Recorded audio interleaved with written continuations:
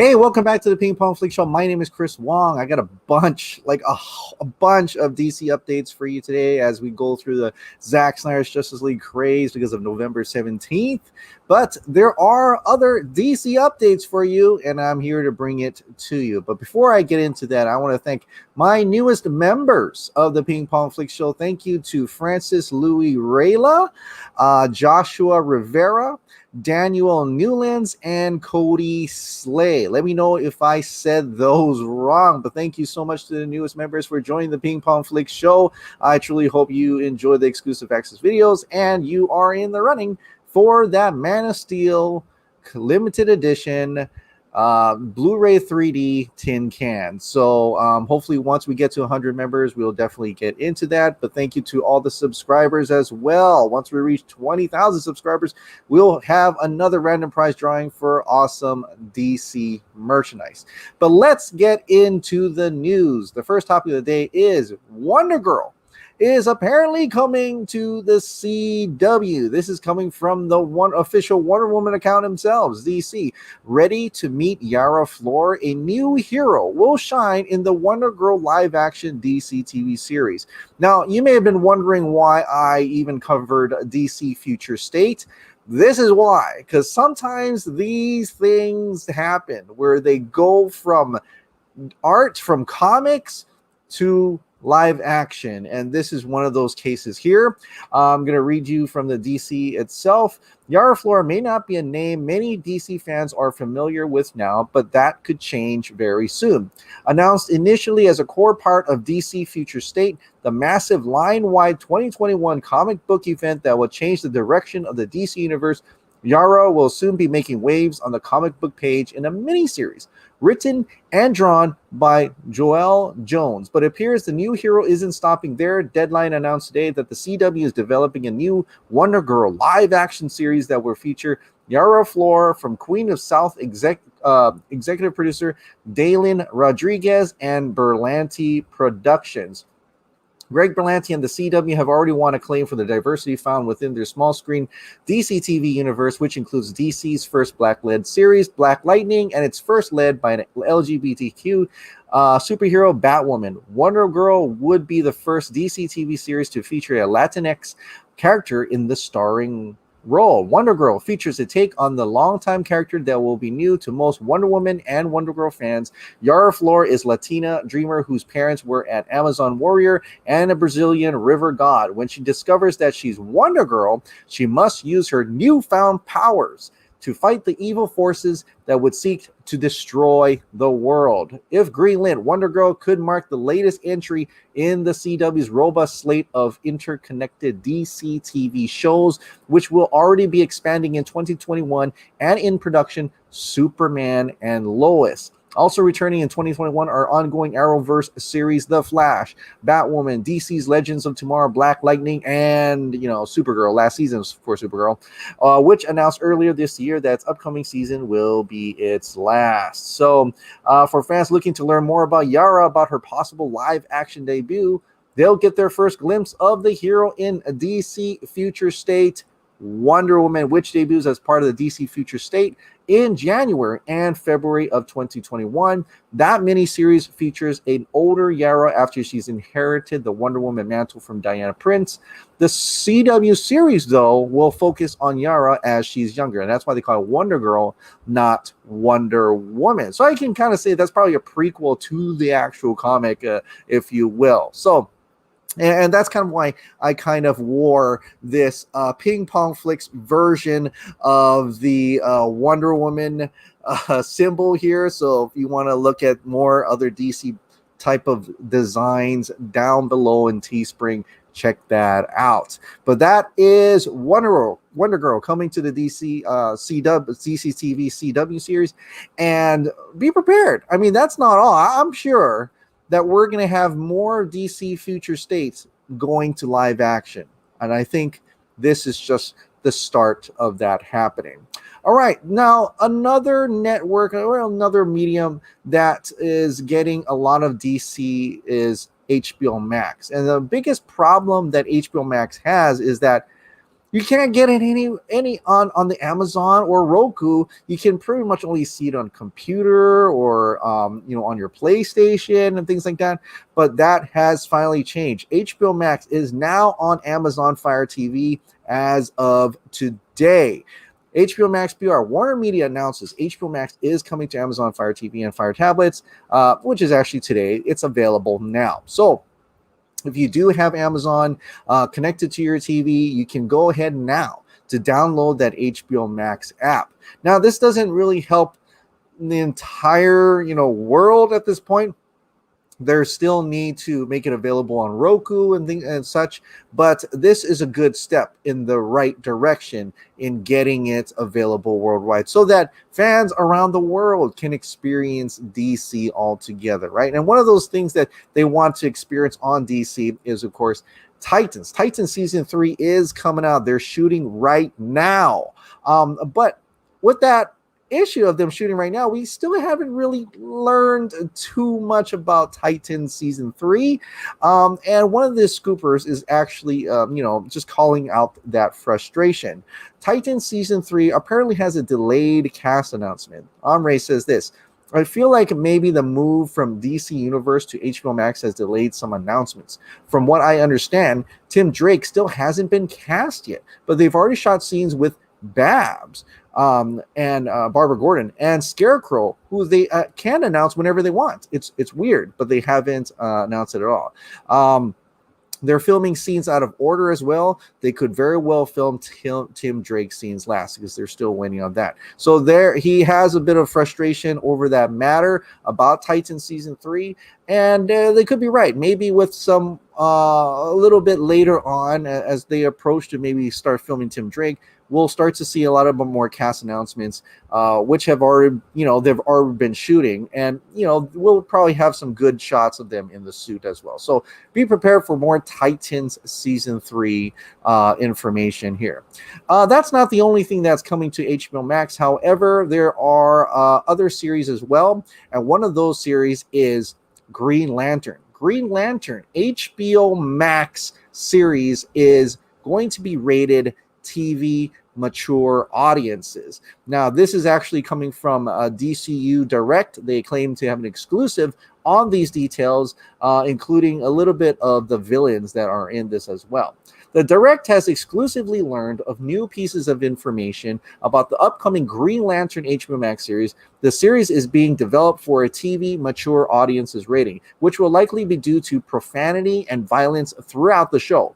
The Green Lantern series will also see Brie Jarda and Guy Gardner partnering up in 1984. During this time period, they will be facing off against the Dominators, also known as the Dominion. Brie Jarda will possess the power of superhearing due to her alien heritage. The series will also delve into more social issues as Jarda will experience racism during her time on Earth. Now, that's like, I'm starting to see like they're trying to pivot it more towards Earth again, and I hope not. I hope this is still staying a lot of it in space, because that's one of the major problems of 2011 for me. I wanted to see it on Oa, have it go in other galaxies and other planets, and so maybe it will be just temporary for just her, Brie Jarda, and Guy Gardner.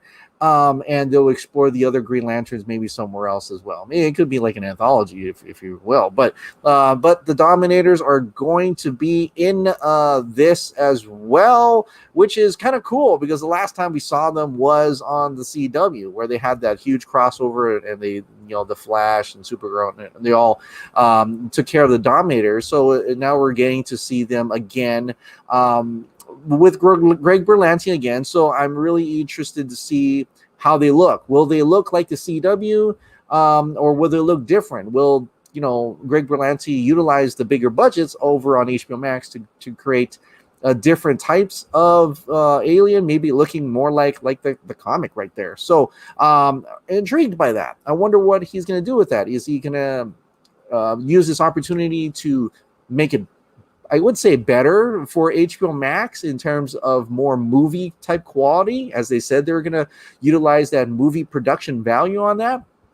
If that's the case, we should be really excited for the Green Lantern. So looking forward to that one as well. I want to see how that turns out. And hopefully it far exceeds our expectations in any case in terms of a Greg Berlanti production. Okay, now on to another HBO Max series that is supposed to come out as well. And that would be the Batman spinoff GCPD series. Well, something has happened and not so good. The Terence Winter, the showrunner, the creator, has exited as showrunner for the Batman spin-off GCPD series. Yeah, this is a tweet that came out from Discussing Film, but the article is from The Hollywood Reporter. Terence Winter is leaving Gotham City. The Boardwalk Empire creator, who was poised to write and serve as showrunner on Matt Reeves' TV spin-off of the Batman, has departed the HBO Max series. Sources say creative differences are to blame for the split, as Winter's vision for the drama did not match what Reeves and other producers had in mind. A search is underway for a new showrunner for the untitled drama. So this is kind of interesting to hear this, because it does remind me of back when Matt Reeves walked off because of creative differences, because they didn't, he wasn't jiving with Warner Brothers at that time. And so it's kind of interesting to see now that another creator has come on to do a spinoff and kind of like clashed heads with Matt Reeves as well, and they walked off. This happens actually, quite often, and it's better that they exit due to creative differences rather than they fight and try to change things and ultimately come out with a product that is not so good because they didn't cooperate, they didn't jive with a singular vision in a way. So this is good, actually. It sucks that they had to come to this and then they'll have to find someone else, but it's better this way than finding out later that your vision is not the same and that you're fighting all the time on set and in terms of the script and whatever.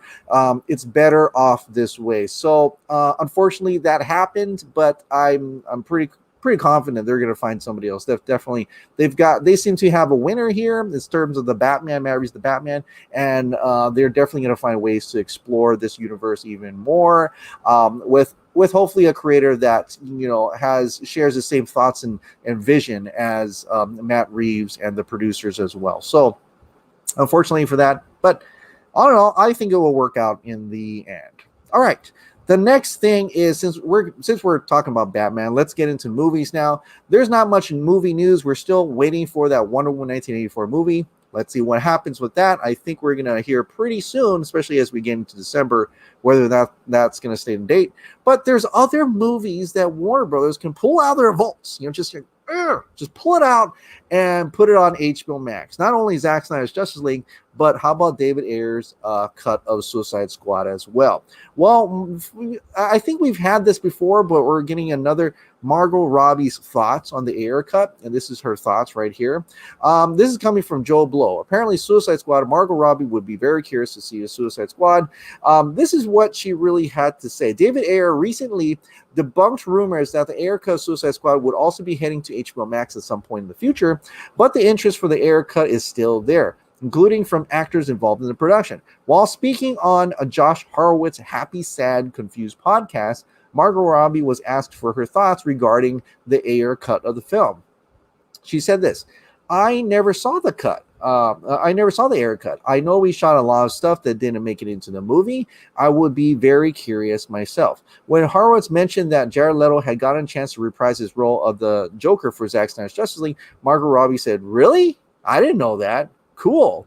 And so we've seen a lot of small teases of David Ayer's version of Suicide Squad, but including a page from the original script and so on and so forth. But at this time, we have still yet to have any confirmation or any acknowledgement that it will definitely be coming to HBO Max. I think it will. I think there's still a big chance that it could definitely happen.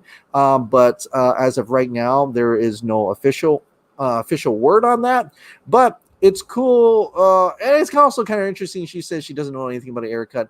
I don't know if she saw the test screening or so on and so forth, but we'll see. I think there were some rumors that she didn't like that current take of that, and she likes the she likes the current take and not the past take or what was going on with that. So I'm really intrigued by that. It almost seems like in a way, a Henry Cavill solution, where Henry Cavill maybe not have cared for that version of a Superman, and but he's up for it because Zack Snyder gets to do it, and he's up for he's always playing ball. And I got the feeling that maybe Harley Quinn wanted to do the type of Harley Quinn show that we saw in like Birds of Prey. So, but it's not up to her, and we'll definitely get to see maybe her version of in Ayer cut of Suicide Squad. We'll just have to wait and see about that. But there is a cut that is coming out of Justice League, Zack Snyder's Justice League. There's a bunch of updates, and there's a lot of information going around right now, especially when you can check out Grace Randolph's Zack Snyder interview. You can check out Dave the Film Junkie's Zack Snyder interview. You can also check out my interview with Zack Snyder, and I would encourage you to check that out because there's a donation link in there. Once you're listening to it, feel free to hit that donation link and donate a little bit to the AFSP on that. We're at $1,100 so far on that one video, which is awesome. All going to the AFSP. But other things have come out because it is November 17th, the date that we united and cried out in unison, release the Snyder Cut, and they heard us, and they're finally going to release the Snyder Cut in 2021. But there are some things that Fabian Wagner again shared yesterday that I wanted to share here.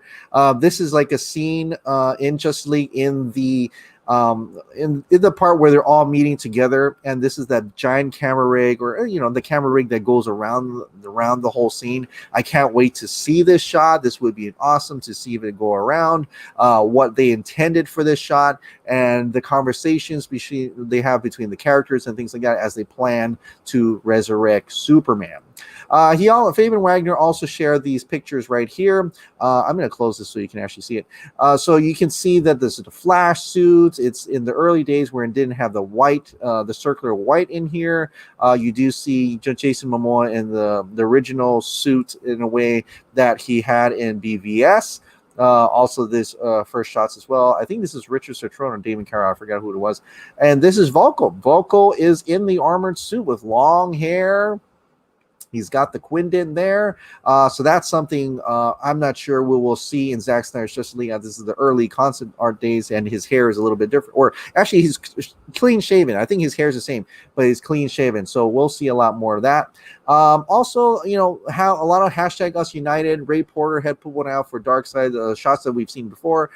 Fiona actually got one, and she posted this, and this looks awesome. This is one of the coolest shots I've seen, where they're looking up at something, and Batman's looking down at something, or he's punching something in a computer, maybe, I don't know, but hashtag Us United indeed, and it trended today wonderfully, and along with Zack Snyder's Justice League, and other people had put it out too.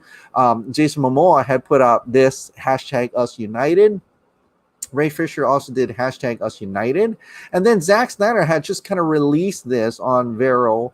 And it was really cool. Like, this is Steppenwolf. That spiky effort is looking badass. Yes, it probably needs a little bit more work on the CGI, but as he revealed in the breakdown, which I'm going to talk about as well, this armor kind of retracts back, right? And then you can reveal the face, where it can come off his whole body. It could be like a naked guy, with his like stepping dong that just flops out or something. And I kind of joke about that on Zack Snyder's on the teaser breakdown that Zack Snyder does on Vero, but he looks cool. I mean, I can imagine in motion where all these things are going, it's going all over his body and it's moving all the time, and it really makes for a pretty menacing villain.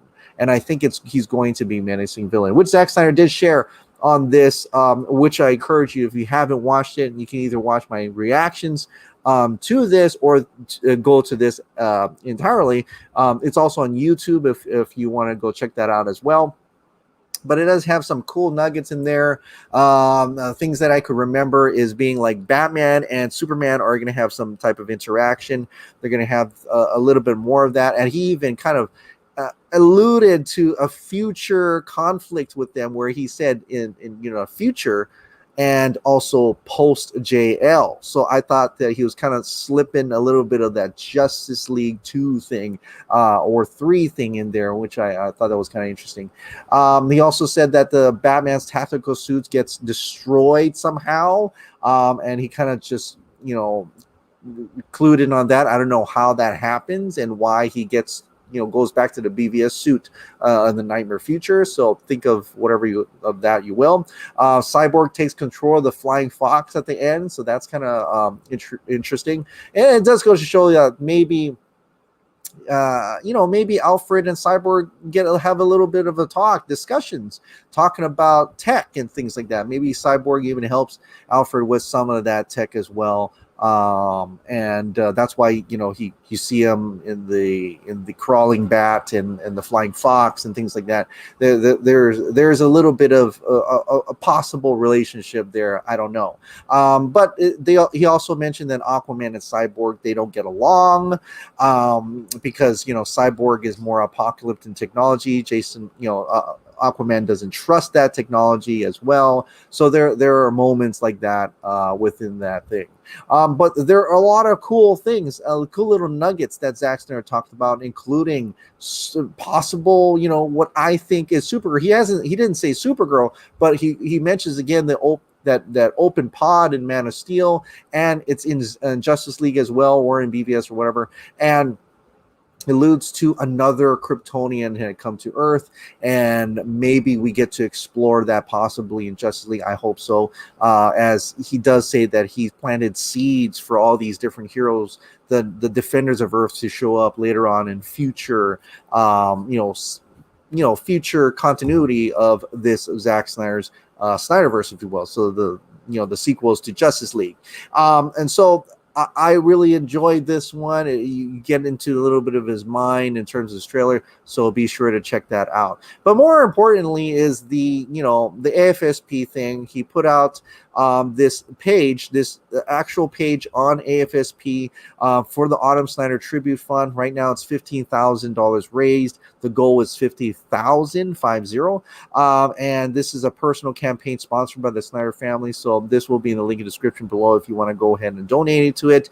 Please do. We're trying to get to that mark, that magic number, and then you never know, maybe Zack Snyder will share more stuff, because as we get closer to that magic number. Mick D put it out here, over $45,000 raised so far towards $500,000 goal for AFSP. Amazing what we can all achieve together. Hashtag Us United. Keep sharing, donating if you can, raising awareness, and like it's shared here. I mean, it's over that now. It's over by 1,000 when he shared it, but also the shirts, it's 25,000. I think it's probably more than that if you want to get a Dark Side shirt. Another hashtag Us United. This campaign here on my video, it got over $1,100 so far. Voices of Hope as well, and then on the Bourbon Stream with the Film Junkie, he all together with the super chat is about over $2,000. And so as we keep that going, just keep that going throughout this week if you can, and we get that magic number, get to that $500,000 goal for AFSP National. So that is awesome. It's great work you guys did. Thank you so much for donating and everything, and share and keep sharing it, and get more people donating. Tell all your family members if you can, if you will. Now, let's go on to the Ping Pong Flix members' questions. I'm just going to take this from the last 2 videos, as there was quite a lot, but definitely I want to talk about Zack Snyder's Zack Snyder's interview with Zack Snyder. I will be putting out a members only video, because I want to give you guys something, and I'm just going to tell you how I got the call, or was Zack Snyder, and talked about our before our interview and things like that. So be sure to check out that out to members only. But let's get into the members' questions. This is coming from it's coming from the Zack Snyder's teaser breakdown, my reaction to it. Dobie says, did you see the hot dogs rolling in the street? Yes, I did. And that was the cart in that Flash scene where Flash saves Iris. It destroys, so something happens and the hot dog cart gets destroyed. You see the hot dogs, bouncing across the street. I did see that. That's awesome. Mike G, man, this really got my hopes up. I was hoping we were going to get a release date today, as well as this trailer and color, not just black and white. Well, The color trailer is now available on the HBO Max channel on YouTube, so you can go and check that out right now. And it's a high quality, by the way. I think it's at 4K. I don't know, but also he did say on my interview. My interview with him, that the release date is not up to him. It's going to be up to HBO Max and Warner Brothers, and they're trying to find a good date to release that. So be prepared. It's definitely coming out next year, that's for sure. Brent T. Wilson, hey Chris, I just noticed HBO Max put up the video up on their YouTube. Check out the name. What? Yeah. So I want to talk about this. It does say the name is on the trailer of that HBO Max is Justice League Director's Cut, and I reached out. And also it has Warner Brothers in the thing because Warner Max is gone.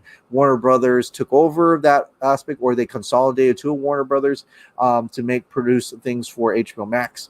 But I reached out and to my sources, and they said, don't worry, it's not a problem at all. It's still going to be Zack Snyder is still going to get Zack Snyder's Justice League on that, and don't worry, they're not compromising anything having that Warner Brothers on there. So, and I'm like, okay, well, there's nothing else I can do, really. It's out of my hands, and it sounds like it's still a go. So, and I've heard that we don't have to worry about it. So don't worry about it. Lee Fusion Robinson, Supergirl fact. Yeah, I talked a little bit about that just earlier. So yeah, there's definitely some Supergirl. I think there's some Supergirl hints in there, and I'm like, my theory of Supergirl is that she shows up in the history lesson, and because it's thousands of years ago when the ship landed, right? She shows up in the history lesson. She gets defeated by Darkseid. Darkseid takes her in, brainwashes her with anti-life or whatever, turns her into her Fury, and that's why she doesn't age, and she's still young when she comes back to Earth. So that's my theory in any case, but we'll see what happens with that. All right. And the next video is my breakdown of the trailer. My own version of the breakdown of my thoughts on it. David Sherrington, I love that was this black and white version, and HBO Max released the same trailer in color. We're getting more backstory about Flash, Cyborg, and Aquaman. Whose backstory you're looking forward to seeing the most in Zack Snyder's Justice League? I want to see Cyborg. I do want to see Cyborg. Definitely, I want to see the backstory because that's the whole movie. That's his backstory. I want to see that. But I'm also, of course, I'm looking forward to Superman, how Superman comes back. I wonder if it's the same, what happens with Superman and Superman fighting Steppenwolf, all that. That's probably the one I'm looking forward to. So Cyborg and Superman would be the ones that I'm looking forward to. Belle Reeve Gonzalez, yay, can't wait for 2021. So happy, and congratulations for landing an interview with the founding father of DCEU. Very happy for you, Chris. Well, thank you so much, Belle Reeve. It still blows me away. I can't believe that I got to interview Zack Snyder, it's definitely different. It's definitely like I was in La La Land for a long time, so it's quite something. So, but thank you so much for your kind words. Danny Gray, the new Darkseid shot is epic. Yeah. It is epic. It's really cool looking. Dobie, CG looks worse, more conspicuous, and be black and white. Well, I think he said that he didn't work. He worked that was an older trailer version that he had for 3 years now, so that's why it doesn't look so good. But once he gets to when he makes that black and white version, it's going to be the color depths, the black's going to be blacks and things like that. It's going to be much, much better looking. So this was just a tease, so don't worry about it. 209 time, and they didn't want him as a focal point in that edition.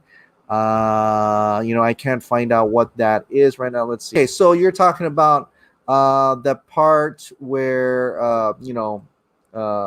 Cyborg looks out and sees the kids, and definitely I think it's interesting that they took this out of the theatrical, and instead in the theatrical version you just hear him saying that he wants to be, in a way, just talking speech about wanting to be human. But we could just have gotten that. I mean, he already shot it. They could have just showed that visual of Victor Stone looking at kids playing football and longing to be that. And that already gives you the emotional appeal, the emotional information visually his minds, of how he's thinking, of how he's feeling.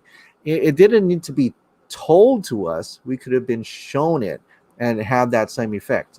And they already shot it. He could have utilized that information instead of reshooting scenes where he tells how he wants certain things. So it's like it boggles my mind, the decisions that they made. But whatever. We're gonna get to see and feel the emotional impact of Victor Stone becoming cyborg and losing his humanity in any case. So that I am truly excited for. So, well, that is it for today. I'm ready for a lot more things that are coming down the pipeline. Truly excited. And like I said, I encourage you to donate to the AFSP if you can. All right. Well, thank you so much for watching. Thank you so much for subscribing. Like I said, if you absolutely love this daily dose of DC content, please click the like button, hit that subscribe, ring that notification bell, keep this hot dog light on. Grab a t-shirt down Teespring below if you want some of this stuff. And I'll see you next time.